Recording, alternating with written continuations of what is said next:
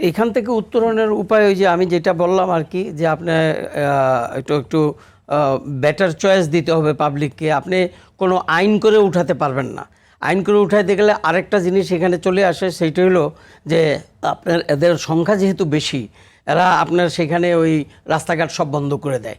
আমি একটা জিনিস আপনাকে বলি, একটু কথা প্রসঙ্গে আসছে যেহেতু আমাদের অনুষ্ঠানের শেষের দিকে, সেটা হলো আমাদের প্রফেসর সাহেব যেটা বললেন এটা খুব সুন্দর জিনিস, যে ইলেকট্রিক ভেহিকেল আনার ব্যাপারে কি অবস্থা বর্তমানে পৃথিবীতে ইলেকট্রিক ভেহিকেল নিয়ে, এটা যাচাই করে ভালো করে সরকারকে দেখে নিতে হবে।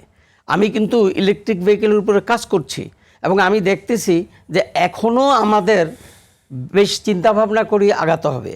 কারণ ইলেকট্রিক ভেহিকেলের যে চার্জিং স্টেশনগুলো এবং ইলেকট্রিক ভেহিকেলের যে একবার ফুল চার্জ করতে 4-5 ঘন্টা সময় লাগে, তারপর যে সে 230 বা 220 কিলোমিটার যেতে পারে, এগুলা চিন্তা করে আপনার ভালো করে চিন্তা করে আনতে হবে, না will be again the same problem. আরেকটা জিনিস এখন না, যে বাস্তবতা আমার যে প্রশ্নটা আপনার যেখানে ছিল, যে এমন বাস্তবতায় ফেজ আউট পলিসি কি হওয়া উচিত, এটা তো আপনি যেটা বললেন যে এটা একবারে বন্ধ করা যাবে না, কারণ আমরা অলরেডি বিষ খেয়ে ফেলেছি। এখন এখান থেকে বেরিয়ে আসার উপায় তো আপনার বন্ধ করে দিলে তো আর হবে না। একেবারে সুন্দর প্রোগ্রাম আছে। আমি বলি আপনাকে ভাই, আমাদের হাতে সব আছে, কিন্তু আনফর্চুনেটলি মানে ওই দিকে কেউই আগাচ্ছে না। সরকার পাল্টাইলেই পরিকল্পনা পাল্টায়া যায়। আপনি ধরেন কি দরকার আছে বাস রুট রেশনালাইজেশনকে বাস্তবায়ন না করার? বাস রুট রেশনালাইজেশনকে আপনারা বাস্তবায়ন করেন, আপনি দেখবেন যানজট থাকবে না, আপনি দেখবেন এই রিক্সাও থাকবে না, আপনার এটাকে কেউই এটার দিকে আগাচ্ছে না। কারণ কি জানেন?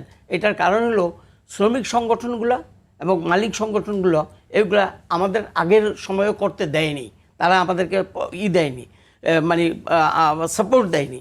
তাই বাস রুট রেশনালাইজেশন প্রোগ্রামটা বাস্তবায়ন করেন। প্লাস নতুন আরেকটা জিনিস আমি দেখতেছি, আমাদের মনোরেলের কথা চিন্তা ভাবনা করতেছে।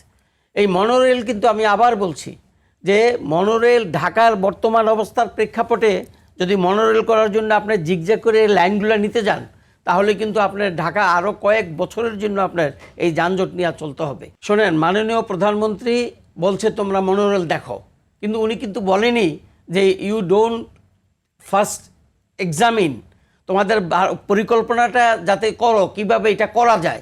এখন উনি বলছেন, এখন আমি একটা তাড়াতাড়ি করে আপনার এগুলো শুরু করে দেবো কাজ, এটা আমাদের একটা বড় ব্যর্থতা। আমি আপনাকে এই যে মেট্রো তো আমার হাতে, মেট্রো আমি নিজেই এর রুট, এর স্টেশন, এগুলো সব কিন্তু ফাইনাল করছি, আমার হাতেই হয়েছে। এটা আমি দেখেছি কত কষ্ট করতে হয়েছে এই শুধু রুটটাকে ফাইনাল করার জন্য।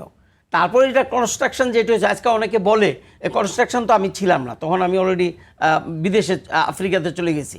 আপনার এইখানে যখন আপনার এই যে এখন বর্তমানে বলছে যে এইটা পড়ে যাচ্ছে, ওইটা ভেঙে যাচ্ছে, আপনার ক্যাপাসিটি হলো ডেইলি ধরেন 1 লাখ প্যাসেঞ্জার টানবেন আপনি, যেই রুটটা আছে আপনি টানতেছেন 3 লক্ষ প্যাসেঞ্জার, 4 লক্ষ প্রায় 4 লক্ষ প্যাসেঞ্জার আপনি টানতেছেন, যেখানে 1 লাখ টানার কথা, আপনি সেগুলো আপনি আনবেন না। আপনি একটা ক্যাপাসিটি তো সব কিছু, এগুলো তো আপনার ধরেন মানুষ না যে আমি খাওয়ায় ভালো করে ভিটামিন দিয়ে ভালো করব। এগুলা আমি যখন দিল্লি মেট্রো আপনার আমি এবং মন্ত্রী মহোদয় তখন আমরা যখন গেলাম দিল্লি মেট্রো করতে, আপনার কি বলে এটাকে এই দেখতে, তখন উনি একটা কথা বলছিলেন যে প্লিজ তোমরা এই মেট্রো যখন চালাবা অবশ্যই কারিগরি লোকদেরকে দিয়া এটার বোর্ড করবা। আর আমাদের এখানে মেট্রো দেখেন কারা চালিয়ে গেছে, আপনারা তো জানেনই, আগের এই যারা চালিয়ে গেছে মেট্রো, হ্যাঁ, এগুলো আমাদের একটা বড় একটা ব্যর্থতা। ইলেকট্রিক ভেহিকেলের সম্বন্ধে আবার আমি রিপিট করছি, প্লিজ ডোন্ট হারি। আমি যখন হুদা সাহেব আমাদের মন্ত্রী ছিলেন, যোগাযোগ মন্ত্রী, উনি যখন আমাকে বললেন, আমাকে রোডসের চিফ ইঞ্জিনিয়ার রেলের ডিজিকে নিয়ে গেলেন উনি চায়না, আমাকে বললেন, আমরা 14 দিন ছিলাম, আমাকে বললেন আমরা বিআরটিসি, তখন আমি বিআরটিসি ডাইরেক্টর ছিলাম, আমাকে বললেন বিআরটিসির জন্য আমরা কিন্তু কিছু বাস নিয়ে যাব। তা আমি আর ওনার সাথে ঘুরিনি, আমি বিআরটিসির যেই গাড়িগুলো আনার কথা সেগুলো ওদের ডিপোতে যেগুলো চলে আমি এগুলো এক্সামিন করছি। লাস্ট দিনে উনি বললেন, উনি বসে আছে, মন্ত্রী চায়নার বসে আছে, আমি পাশে বসা, আমাদের ডিজি সাহেবরা পাশে বসা। উনি বললেন যে Salauddin, doctor Salauddin, you have to sign on MU. আমি বলছি কিসের জন্য স্যার? বলে 300 বাস নিব। আমি বলি no sir, I will not sign on it. একেবারে ওখানেই। আমি বলছি না, আমি তো সাইন করবো না স্যার। বলে তাহলে আপনি আসছেন কী করতে? খুব রাগ হয়ে গেছে আমার সাথে। আমি বলছি আমি আসছি দেখতে, এবং আমি দেখছি যে ওই বাসগুলো ওরা 10-15 বছর চালাচ্ছে একই বাস, আর আমরা এটা 10 মাসও চালাইতে পারি না। কারণ টেকনোলজিক্যাল যে ইমপ্রুভমেন্ট বিআরটিসির ওয়ার্কশপগুলোকে করা দরকার, সেইটা আপনার আগে করতে হবে। মানুষদেরকে ট্রেন্ড আপ করতে হবে, স্টোর পিপলদেরকে ট্রেন্ড আপ করতে হবে, তারপর আপনি বাস নেন, কোনো অসুবিধা নেই। চায়নার থেকে পিপল যাবে, লোক ওইখানে আনার দরকার নেই, যাবে।